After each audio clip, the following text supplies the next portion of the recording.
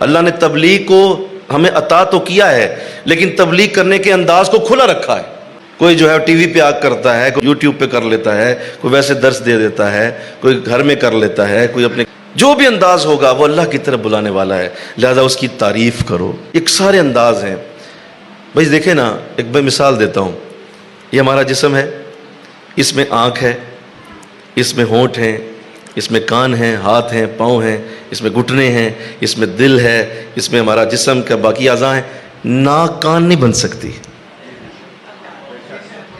کان کا اپنا فنکشن ہے، آنکھ کا اپنا فنکشن ہے۔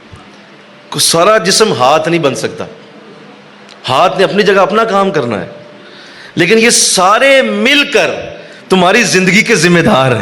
اسی طرح کسی شخص کو اللہ آنکھ کی طرح کا کام دے دیتا ہے، کسی کو کان کی طرح کا دے دیتا ہے، کسی کو ہاتھ بنا دیتا ہے، میں نے کہا سبحان اللہ، کسی کو پاؤں کی طرح بنا دیتا ہے، لیکن کام سارے ہی دین اسلام کا کر رہے ہوتے۔ کسی کو برا نہ کہو، کسی کا انداز علیحدہ ہو سکتا ہے تم سے، یہ کیا بات ہوئی، ہماری جماعت ہی سب سے افضل ہے، ہماری جماعت ہی سب سے اعلیٰ ہے، باقی سارے غلط جماعت میں چلے گئے ہو، یہ کیا کرتے ہو، ایسا نہ کریں۔ یہ اللہ نے اپنے نبی کے دین کو چونکہ پھیلانا تھا، لوگوں کے ذہنوں کے ساتھ اللہ نے اس کو اٹیچ کرنا تھا، جیسے جیسے ذہن تھے لوگوں کے، اللہ نے ویسے ویسے مبلغ پیدا فرمایا جو اس کے دین کو پھیلاتے رہیں گے انشاءاللہ۔